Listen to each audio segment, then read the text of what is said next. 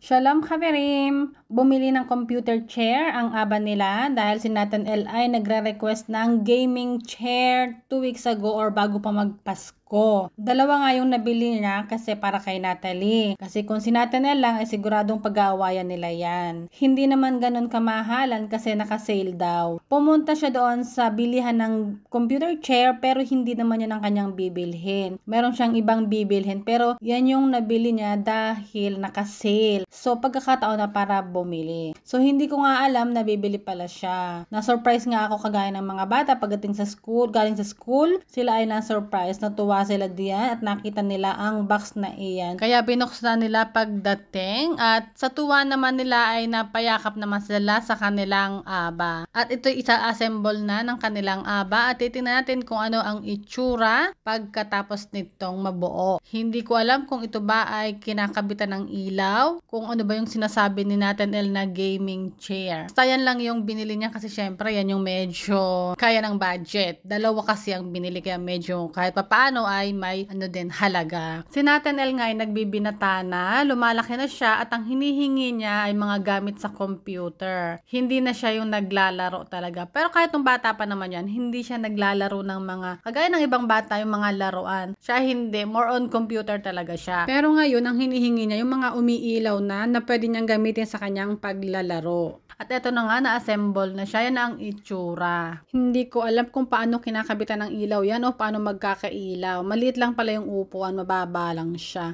So yun lamang guys, maraming salamat sa inyong panonood. Bye-bye!